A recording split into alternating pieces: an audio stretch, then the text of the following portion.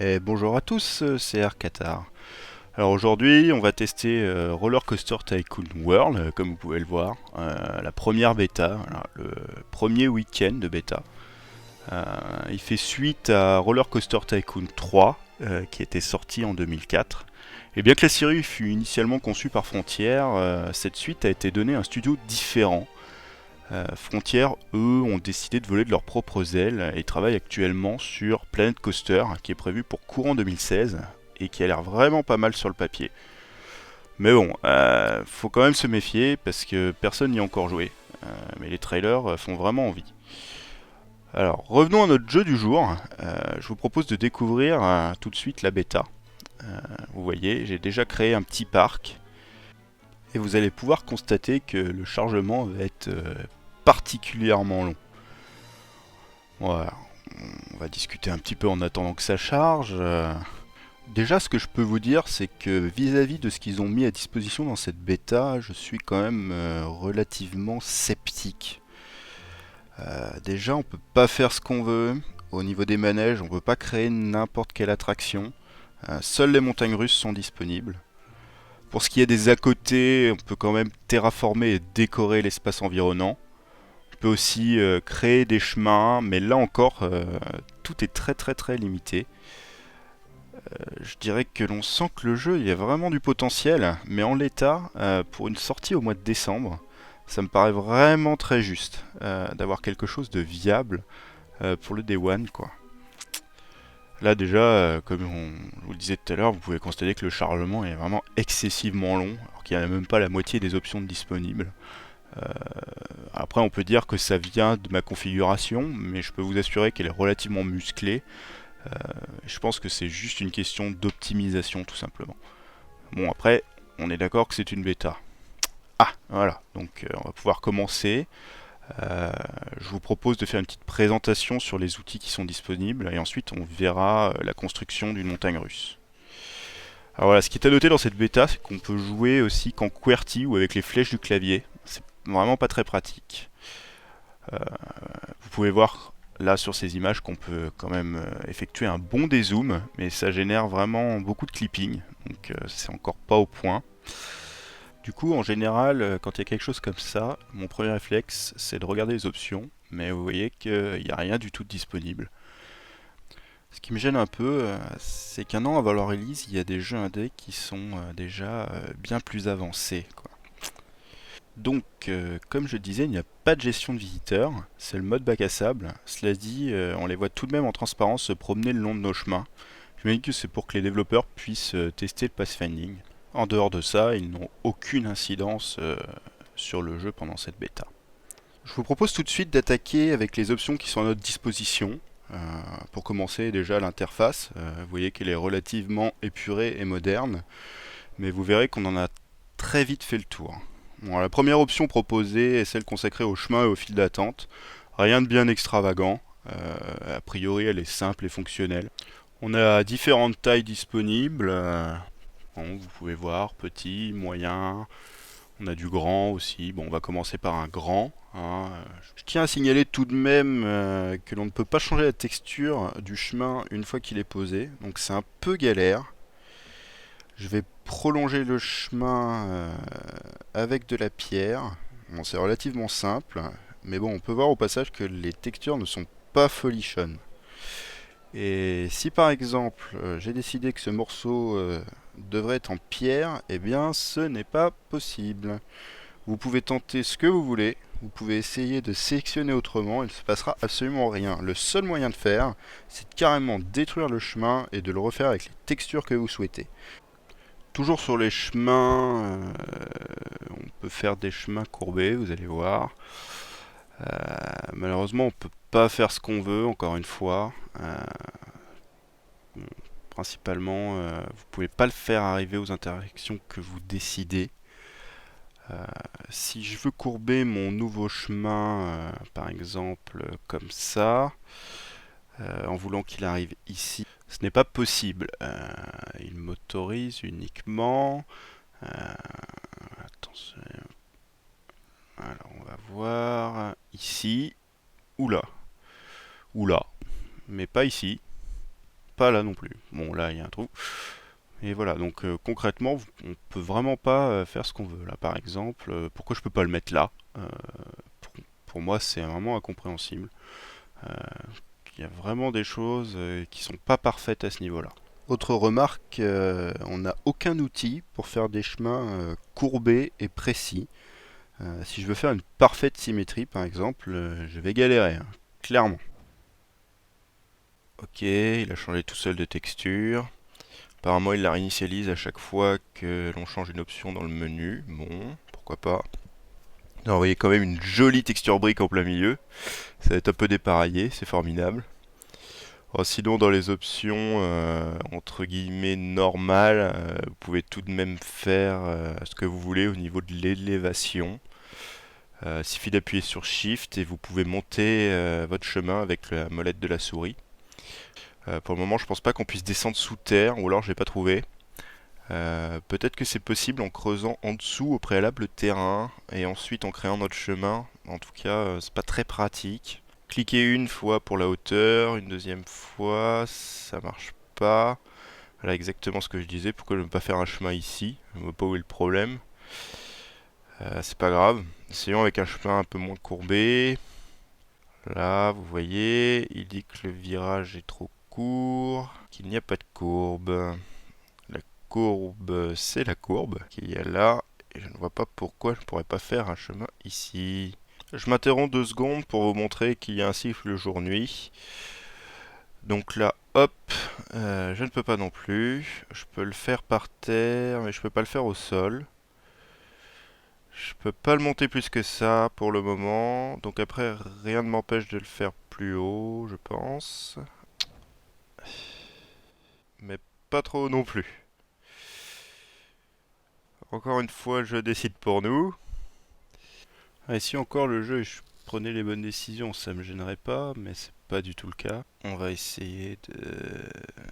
Voilà. En plus, cette courbe qui part un peu n'importe comment, c'est relativement moche. Moi qui aime bien les trucs symétriques et bien carrés, là pour le coup, je suis servi. Voilà. Donc l'option suivante, ça va être les files d'attente, mais vous allez voir qu'on a très très peu de choix, hein. Tiens, encore un monument d'ergonomie, je peux pas me déplacer avec le bord de l'écran, je suis obligé d'utiliser les flèches du clavier. Pour le moment, vous en avez deux différentes, vous avez la file science-fiction et la file normale. On peut voir que j'avais déjà mis une petite file science-fiction. Comme vous le voyez, le niveau design, c'est pas fantastique. Accessoirement, pour le coup, vous n'avez pas le droit aux courbes. Si vous voulez faire une file un peu sympa avec des virages amples, c'est mort. La preuve par l'exemple, voilà, on n'a absolument aucune option pour faire des courbes. Donc je vais faire une petite démo par là, voilà. C'est le summum du pratique, on va voir ça. Donc le virage c'est carré ou ça n'est pas. Voilà, voilà, allez, voilà, voilà. C'est assez hallucinant quand on voit qu'ils ont mis une courbe pour le chemin normal. Ah, là, je viens de faire une super barre artistique que je vais de suite détruire. Ça va me permettre de vous montrer le bulldozer. Vous allez voir, c'est pratique. Vous ne pouvez pas tout sélectionner non plus. C'est pareil, c'est morceau par morceau, même si vous avez fait une ligne droite. Voilà. Bon, je pense qu'on a fait le tour. On va passer aux scènes. Donc la première option, vous avez les poteaux, ce sont les luminaires et les drapeaux. Ils sont sponsorisés par Seven Flags, qui sont les parcs d'attractions à thème minimaliste qui tournent en général autour des pays. Bon, il y a pas mal de choix hein, quand même. Bon, les drapeaux, ça m'intéresse pas vraiment. Alors, je vais choisir un double lampadaire. Voilà, ça me paraît pas mal. Toujours mon petit galère de caméra, super pas pratique. Alors déjà un souci, on ne peut placer les luminaires qu'à proximité d'un chemin. Voilà, comme vous voyez, c'est sur le chemin ou juste à côté. On n'a pas trop le choix. Heureusement, avec Shift Bullet, on peut l'orienter. Hein, on est quand même sauvé à ce niveau-là. Bon, je rigole, mais personnellement, ça me frustre. Hein. J'aurais bien voulu le mettre où j'en ai envie. Là, c'est pareil. Pourquoi J'espère que c'est uniquement des features non implémentées dans la bêta qui sont comme ça, parce que sinon, ça va vraiment être très contraignant. Bon, j'ai tourné mon lampadaire, je vais le mettre par là, voilà. Là encore, rien ne me dit qu'il est bien en face, j'ai aucun repère. On le met là où on pense que c'est le mieux. Tu peux faire des trucs terriblement moches, genre un tourné, un pas tourné. Voilà, c'est super. Sinon, quand la nuit arrive, les lampadaires s'allument, et on voit quasiment rien. C'est un jaune palo, sans halo, sans rien du tout. Je pense qu'il manque des options graphiques, mais bon, vu qu'on n'y a pas accès, il y a de fortes chances que ce soit amélioré après. Bon, je vais tester quand même les drapeaux, mais bon, c'est pareil a priori, c'est toujours le chemin ou rien. C'est vraiment minimaliste au niveau des options de placement. On est à 2 mois de la sortie, les gars, il serait temps de s'y mettre, hein. Ensuite, pareil pour les poubelles. Euh, c'est sur le chemin, mais pas à côté. À la limite, pourquoi pas, mais un banc. Ça pourrait tout à fait aller sur l'herbe, une aire de pique-nique. Euh, mais non. Cela dit, vous pouvez mettre des objets de scène un peu élaborés, genre fontaine, auxquels on peut ajouter des bancs. Mais encore une fois, le placement est limité, quoi. Bon, je vais essayer de le relier avec un chemin pour pouvoir mettre des bancs, mais voilà, clairement c'est compliqué. Je choisis pas ce que je veux. Voilà, c'est n'importe quoi. Ah, le magnétisme. Bref. Tiens, on parlait des lumières tout à l'heure. Excusez-moi de passer du coq à l'âne. On ne les voit pas. Par contre, la file d'attente science-fiction qui se trouve là-bas, ça, on la voit bien. Il faut expliquer pourquoi on voit la file d'attente, mais pas les lampadaires, sachant que même l'entrée du parc, qui était déjà placée au début, n'a pas de problème de lumière. Euh, J'espère que c'est encore une feature manquante du build de cette bêta. On commence à faire beaucoup. Et nous repassons à la journée, instantanément, comme tout à l'heure. On va continuer à acheter un œil aux outils de scène. Euh, Comme on peut le voir, il y a un choix relativement étendu de poubelles et de bancs. Euh, bon, je crois que je vais devoir m'asseoir sur mon aire de pique-nique vu que je n'ai que le droit qu'autour de la fontaine. Ça me rappelle beaucoup le dernier SimCity, hein, le côté je ne construis qu'à côté du chemin. Je trouve ça relativement embêtant, surtout quand on fait les choses à moitié. Alors, si on veut être rigide et ne construire qu'à côté des chemins, ok, mais dans ce cas-là, permettez-moi de faire des chemins symétriques, droits, si j'en ai envie, et pouvoir surtout les construire là où je veux. Voilà, pareil pour les grilles. On fait pas ce qu'on veut. C'est vraiment dommage parce que il est relativement joli ce jeu. Voilà, les effets de lumière sont quand même sympas, même s'il y a un peu de clipping, mais c'est embêtant quoi. Ouais, à ce chemin là. On va continuer avec notre barrière. Alors, on va la mettre par là, on va essayer. Et sur une courbe, ça ne marche pas, et sur une ligne droite, ça marche, mais pas tout le temps. Vous voyez, invalid location. Et je peux la mettre droite. Allons-y, on va faire une super grille qui n'a aucun intérêt. On peut la tourner, mais honnêtement, c'est complètement à la rue, quoi. Je pense que c'est plutôt fait pour être une grille de délimitation de terrain. Ça me paraît plus intéressant déjà. Par contre, on a que les bords. Il n'y a pas de milieu, à moins que je ne les ai pas trouvés.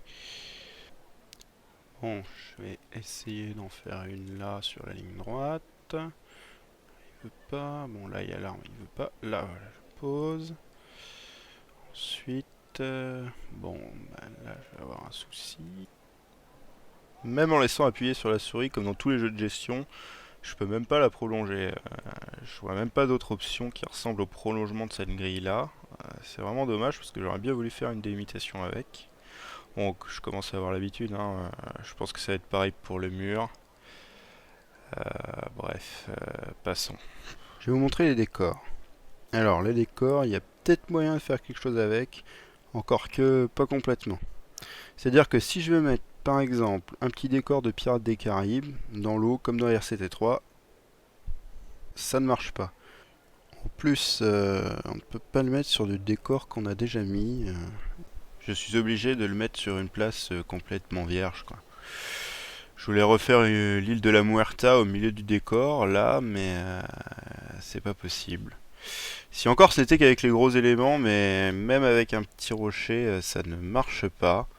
Euh, il faudra impérativement le mettre bien espacé des autres éléments pour pouvoir le poser.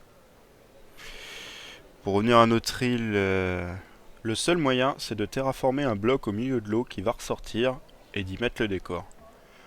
Bon, à la limite, ça peut se défendre, c'est un peu plus réaliste, mais ce n'est pas du tout ergonomique. Si j'ai envie de faire une petite cité engloutie, par exemple, ce n'est pas possible. Cela dit, il faut noter un effort sur la modélisation. Je la trouve plutôt sympa, bien que minimaliste. Bon, malheureusement, on n'échappe pas à certains items de très mauvais goût. Je vais vous montrer ça, par exemple, avec le castor. Voilà.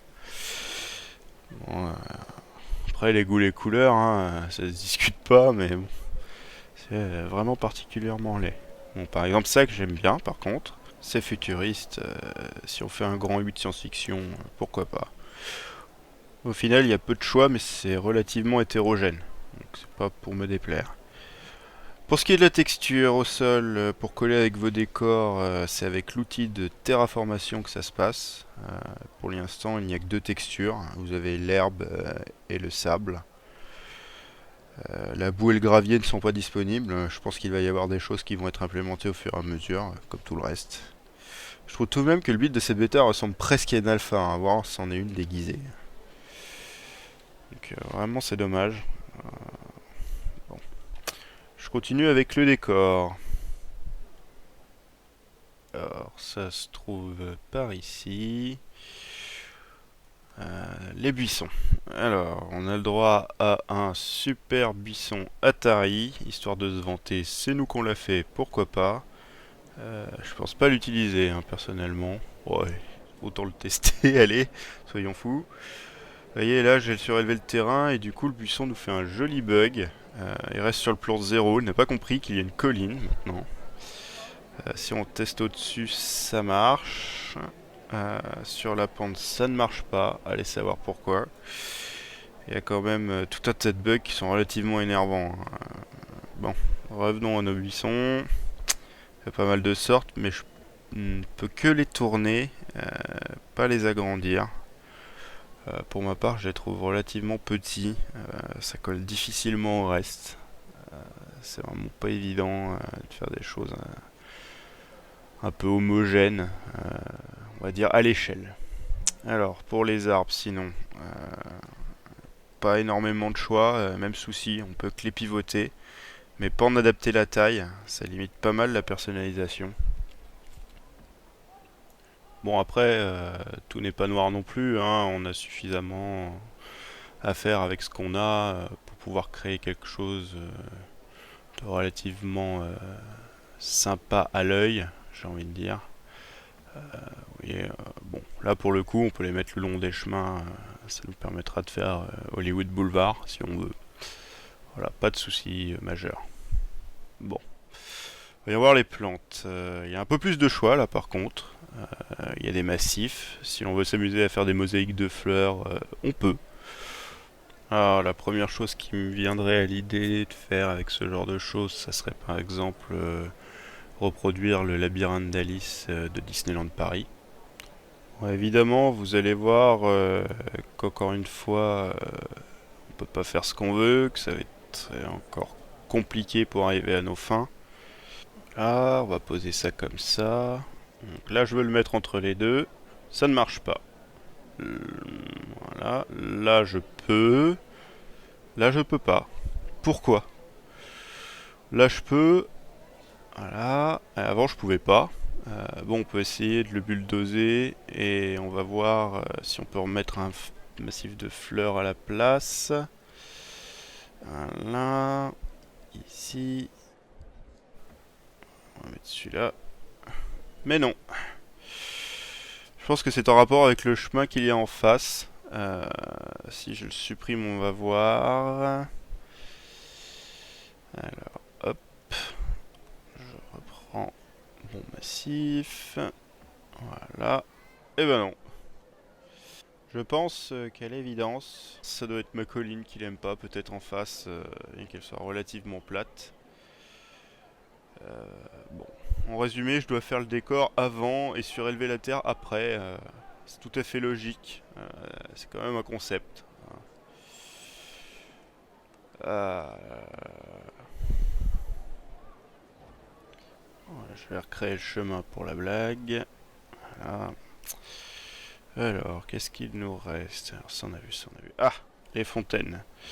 Alors, je peux les placer comme ça sans problème. Elles vont nous manger de manière magnifique mon parterre de fleurs, il n'y a pas de souci là-dessus. Magnifique bug graphique là où les textures se chevauchent. Bon. Je rigole, mais il n'y a rien pour indiquer précisément où je vais placer ma fontaine. Elle tombe un peu au petit bonheur la chance, au-dessus de votre souris. Voilà. Je peux les faire pivoter, les surélever, ce qui, comme vous le voyez, nous crée une jolie soucoupe transparente. On le supprime tout et on va passer enfin au bâtiment. Alors a priori, là, ça doit correspondre au stand de restauration. Non disponible, évidemment. Après, j'ai les flat rides, qui sont les attractions hors coaster. Pareil, non disponibles. Et enfin, le gros du sujet, qui sont donc les coasters. Pour l'instant, on n'a que ça. Chaque icône correspond à un coaster différent, l'hypercoaster, wooden coaster, etc. Chacun a sa spécialité, c'est-à-dire qu'il y en a qui vont faire des boucles, d'autres des vrilles et d'autres rien du tout en fait. On va faire un coaster relativement simple, c'est-à-dire un wooden coaster pour vous montrer, parce que déjà on se bat avec les options pour s'en sortir. Ensuite je vous montrerai un coaster plus élaboré que j'ai pris le temps de faire avec une boucle. Avec on peut passer à l'intérieur de la boucle, ce qui n'était pas possible au début d'RCT3, il me semble. C'est relativement compliqué à réaliser, surtout que lorsque l'on teste le coaster, la gravité des wagons est un peu bizarre. À ça s'ajoute le fait qu'il y a très peu d'indications lors du montage des sections. Il n'y a qu'un code couleur, rouge pour gros risque de crash, jaune pour moyen et blanc quand a priori tout va bien. Et encore. On peut considérer que de toute façon, dès que c'est rouge ou jaune, ça ne fonctionnera pas. Tout ça fait qu'au bas mot, j'ai dû m'y reprendre entre 30 et 40 fois en modifiant millimètre par millimètre le placement des sections pour que ça fonctionne. Voilà, tout ça c'est pas évident. J'y m'y mets. Alors, pour vous illustrer tout ça, on va créer un nouveau coaster. La modélisation de la gare est vraiment super soignée. Alors là, pour le coup, j'adore. En plus, c'est marrant, ils ont mis un petit effet de physique quand on le déplace. Vous voyez comme elle tangue. Bon. Alors, je sais pas trop où on va placer ça, histoire qu'on ait un peu de place. Voilà, je vais le tourner. Donc là, vous voyez, la petite flèche verte, c'est l'entrée, la petite flèche bleue, c'est la sortie. Donc c'est peut-être pour l'audition dans ce sens-là. On va la mettre comme ça. Voilà. On va la déplacer un peu sur la gauche, histoire d'avoir bien de l'espace. Et c'est parti. Vous voyez qu'il me lance directement sur le rail. Je vais déjà vous montrer ce qu'on a comme différentes options de rail. Voilà, alors en premier, le rail normal, rien de plus standard. Voilà. Ensuite, on a le chain lift, qui est en fait le rail à crémaillère, qui nous permet de tirer les wagons pour monter en altitude. Ensuite, on a les freins à friction pour ralentir. Et en dernier, les freins de blocage qui permettent notamment d'équiper notre coaster de deux trains séparés sur un même parcours. Quand il y a un train qui sera bloqué par le frein de blocage, le second pourra partir en gare. A priori, si vous le décidez, on est bien d'accord. Voilà. Spécialité, je n'en ai pas parce que j'ai un coaster en bois. Et ensuite, les trains. C'est là que je vais pouvoir modifier l'aspect des trains, ajouter ou retirer des wagons. On va commencer par là. Voilà, je vais faire un train raccord avec mon style de montagne russe en bois. Donc on va changer la couleur. Voilà, en bois. Voilà. Bon, si vous voulez, vous pouvez faire des wagons dépareillés. Un bleu, un blanc, un jaune. Bon alors là, je vais vouloir essayer de me déplacer. Je suis obligé de sélectionner les wagons un par un, c'est très très pratique. Et vous voyez que je fais pas ce que je veux non plus avec les caméras. Donc c'est encore n'importe quoi. Voilà, je vais tirer par l'arrière. Bon, là je suis complètement en train de tricher pour les sélectionner. Voilà, je vais prendre le train. Alors le train je peux pas le mettre de la même couleur que les chariots. C'est pas grave, je vais mettre que des chariots du coup. Voilà, voilà on a notre train, c'est bon. Ensuite la couleur, rien à dire, c'est pour changer la couleur du rail. Ensuite test pour tester votre tracé. Et enfin résulte, ce qui nous permet d'avoir diverses informations sur la vitesse, la sécurité, la nausée et le degré d'excitation de votre attraction. On va commencer par une crémaillère. Voilà, le système en lui-même a l'air vraiment puissant, hein, le moteur. Il y a vraiment moyen de faire quelque chose de relativement évolué. Je disais au début de ces vidéos que je savais pas trop quoi penser du jeu. Il y a encore beaucoup de travail, mais il y a moyen de faire des coasters vraiment élaborés. Ouais, ce qui est vraiment dommage, c'est que l'expérience de jeu est vraiment gâchée par tout un tas de bugs qui s'initient à tous les niveaux. Et il faut vraiment passer outre pour commencer à prendre du plaisir. Voilà. Donc je vais vous montrer. Si je me mets par exemple ici, vous voyez qu'il me met du rouge parce que la pente est beaucoup trop haute pour commencer. Et donc j'ai de fortes chances de cracher mon train dès le départ. Voilà. Alors évidemment rouge. Si j'avance un peu, jaune, ça passe pas. Compliqué. Blanc, normalement, ça passe. Sinon, pour chaque type de rail, j'ai 4 options. L'option 1 qui me permet de surélever la section. Voilà. L'option 2 qui me permet de vriller la section d'un côté ou de l'autre, comme ça. L'option 3 qui me permet de faire des virages courbés et inclinés. Ça va être relativement intéressant pour augmenter les sensations des visiteurs qui suivent le rail. Et enfin, l'option 4 qui permet de faire des choses un peu plus verticales. Si on cumule un peu tout, je suis persuadé qu'on peut faire un tracé vraiment original et intéressant, en faisant toujours bien attention à ne pas tomber dans le rouge ou le jaune. Voilà. Donc pour le moment, je vais plutôt essayer de faire quelque chose d'un peu simple. Je vais faire une crémaillère qui va monter vers les 25 mètres. Voilà. Je vais essayer de rester droit. Voilà, je valide. Un souci à noter tout de même, une fois le tracé terminé, on ne peut pas rajouter de points au milieu d'une section et couper juste cette partie-là par exemple. Il faudra vraiment reprendre la boule qu'il y a ici, là au bout, voilà, et la remettre à l'endroit où je souhaite, etc. Il faut bien penser le tracé de bout en bout avant de le terminer. Pour ajouter un segment, il suffit de cliquer dans la zone vide devant votre première section pour l'allonger. Voilà, ce que je ne fais absolument pas. Pareil, sinon, pas d'indication. Hein, si je veux faire quelque chose de droit, il n'y a rien pour me l'indiquer. Nulle part. C'est un peu compliqué, donc je peux essayer de tricher. Je vais tenter de me mettre à peu près droit, mais bon, comme c'est une vue 3D, c'est pas génial. Voilà. Je vais me mettre par ici. Je vais cliquer. Là, c'est bon. Ensuite, je vais l'abaisser un petit peu. Voilà. La première descente est créée. C'est déjà un exploit en soi. Bon, au passage, j'ai enlevé la crémaillère. On peut voir ça ici. Vous voyez, premier segment crémaillère, deuxième segment sans crémaillère. Voilà.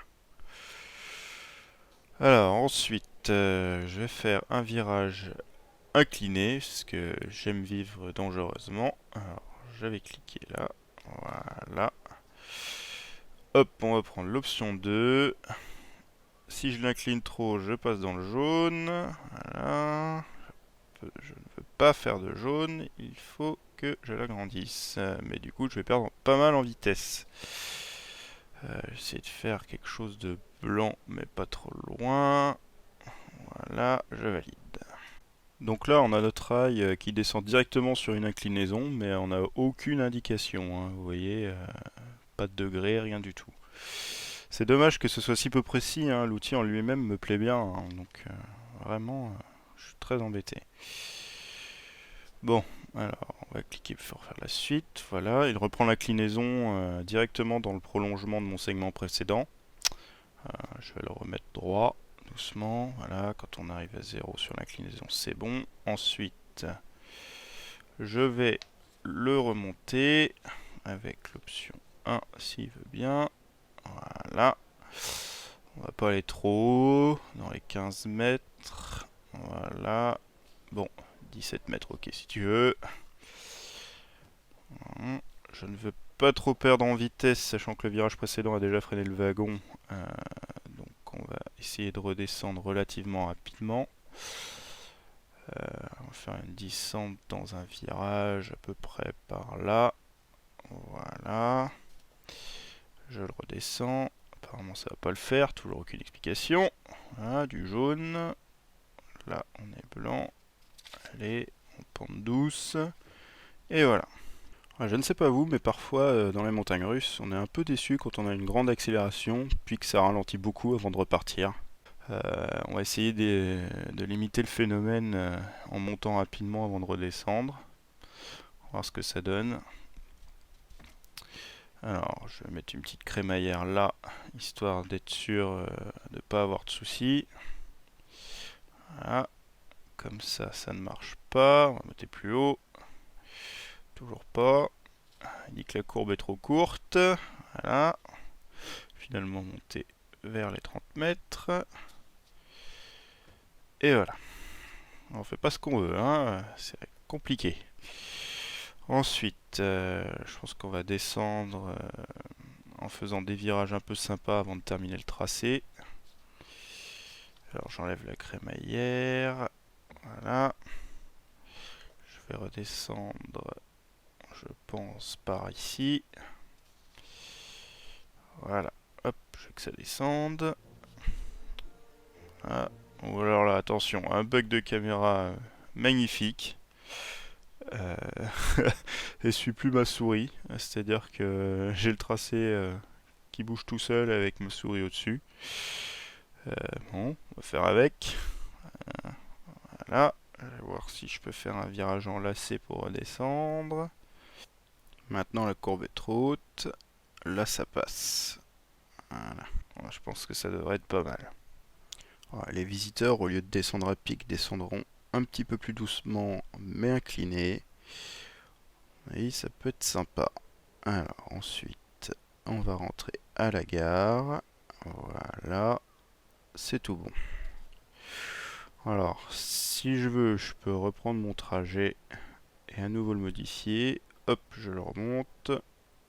Voilà, je valide. Curve, toujours un problème. Voilà. Hop, et là je redescends. Il me propose autocomplete. On va dire oui. C'est terminé. Voilà, un joli wooden coaster, relativement simple. J'ai quand même bien galéré pour le faire. Ok, alors, suite à ça, je vais faire un test. Voilà. Il lance un wagon pour voir ce que ça donne.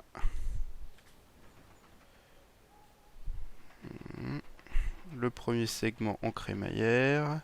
On peut entendre les bruitages qui pour le coup sont vraiment très bien.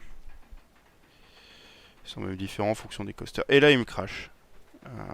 Sans raison apparente, aucune indication. On demande bien pourquoi il me fait ça, parce que quand on l'a construit, j'ai pris vraiment aucun risque. Alors en fait, c'est là que commence réellement le jeu dans le jeu, hein. Maintenant, je vais devoir bidouiller un peu tout et n'importe quoi pour que ça puisse fonctionner. J'ai déjà testé plusieurs choses. On va les essayer pour voir, hein. Ça peut être des causes très différentes. Ça peut être une question de hauteur hauteur, ça peut être une question d'inclinaison aussi. Alors, des fois, c'est parce qu'il y a trop de wagons. On va commencer par là. Voilà. Alors, je vais prendre l'option Train. Sélectionner Supre. Voilà. C'est bon. Et je vais relancer le test. C'est parti.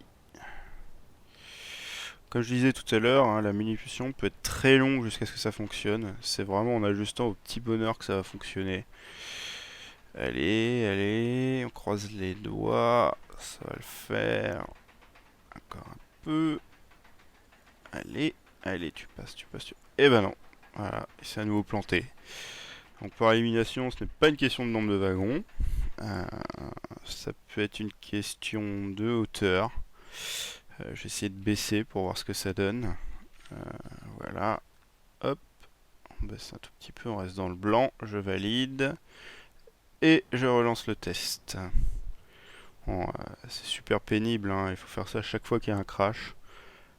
Alors peut-être que parce que c'est que le rail n'est pas complètement droit, mais bon, en même temps, vu qu'on n'a aucun outil qui nous permettrait de vérifier, c'est vraiment con. Voilà, bon, encore planté. Bon, c'est pas au point du tout, hein. J'ai essayé de bouger le rail, voilà. Hop, on va essayer de faire ça un tout petit peu, vraiment un tout petit peu. Bon, maintenant il est passé en jaune sur la suite du rail, mais bon. Alors, je vais déjà voir si ça fonctionne avec le début du rail. Voilà. Test.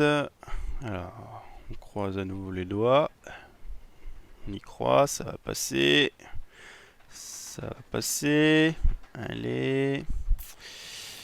Allez, allez, allez. Et...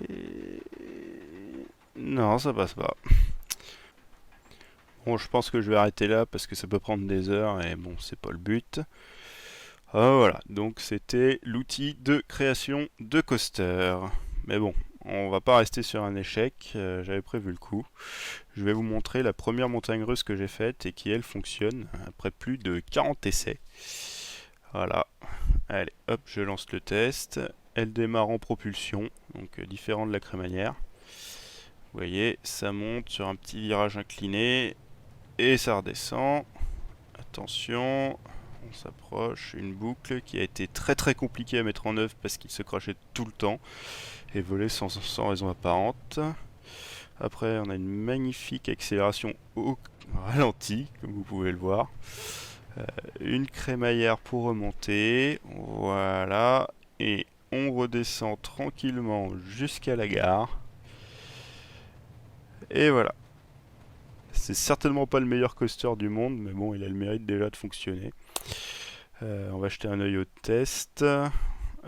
Enthousiasme 0,5, donc nul. Intensité 0,01, nul. La nausée, bon, nul aussi, mais au moins c'est bien, personne sera malade. Et enfin, le niveau de sécurité, on atteint péniblement 6,75 sur 10, certainement à cause de la boucle. Enfin voilà, je pense que les outils mériteraient pas mal d'indications supplémentaires pour réussir à faire des choses un peu plus osées. Dernière chose que je vous ai pas montré rapidement, c'est l'outil de terraformation. Ah tiens, un superbe bug graphique en haut, n'est-ce pas? Bref, alors avec Shift, on peut augmenter la force du pinceau, on peut faire carré, du sphérique, du bosselet. Voilà. Bon. Vous pouvez voir que sur les chemins, ça fait dégueulasse. Finalement, ça aussi, ça marche vraiment moyen. Bon. Alors, on peut faire aussi du... je sais pas trop comment dire... craquelé, on va dire. Il y a moyen de faire quelques trucs quand même, hein. C'est un peu plus poussé que dans RCT3. Alors sinon, on peut bien évidemment creuser. Toujours avec les mêmes outils, hein. En général, il vaut mieux creuser avec des choses un peu craquelées pour que ça soit un brin plus réaliste. Bon, bien là, que ça soit pas super tangible non plus. Je vais baisser un peu la force du pinceau pour faire quelque chose d'un peu plus lisse. Voilà. C'est pas fantastique, mais on s'en sort. Je Je vais changer d'outil ensuite pour réaplatir un peu tout ça. Voilà. Essayer de limiter un peu mes problèmes de chemin à moitié mangé. Voilà. Hop, ça me paraît un petit peu mieux. Bon, c'est relativement agréable à utiliser, hein, malgré ces petits bugs qui devraient pas l'être. Bon, là, ça marche pas. Voilà. On va dire que ça va aller. Voilà. Ensuite, je vais redescendre un petit peu en pente douce. On va colorier un peu tout ça avec du sable parce que je vais essayer de faire un trou avec de l'eau ensuite. Voilà. Et je remplis avec mon seau. Je laisse appuyer, comme vous pouvez voir. Voilà, c'est super. J'en ai foutu partout en laissant trop appuyer. J'imagine que quand il y aura des visiteurs à côté, ils se feront certainement noyer. Bon, manque un peu de finition, tout ça. Voilà. Donc je vais remonter un petit peu le terrain. Et on va dire que c'est bon. Voilà. Voilà, tout ça conclut mon tour d'horizon de cette bêta. Je vais en profiter pour sauvegarder. Voilà. Je vais l'appeler ça test 2. Voilà, par exemple. Voilà. Alors, au final, quoi penser de ce jeu? Je pense l'avoir assez démontré, hein. Clairement, rien n'est abouti pour le moment. 2 mois de boulot dessus pour le sortir en release, ça me paraît vraiment utopique, à moins qu'ils n'aient gardé en réserve un build beaucoup plus avancé que ce qu'ils nous ont présenté là. Vous conseillez de l'acheter maintenant pour les 3 bonus qui se battent en duel et l'accès au bêta, je pense pas que ce soit une bonne idée non plus. Ensuite, bon, il y a quand même du positif, hein. On sent qu'il y a du potentiel, ils ont moyen de faire un bon jeu de gestion à condition de se reprendre très rapidement, quand on voit que Planet Coaster arrive très très bientôt aussi. Voilà. Donc, je suis désolé, le test est un peu long, mais j'espère que ça vous aura permis de vous faire une idée. N'hésitez pas à laisser un petit commentaire, ça me fera très plaisir. Et puis si vous avez des questions, j'y répondrai avec tout autant de plaisir. Sur ce, à bientôt et jouez bien!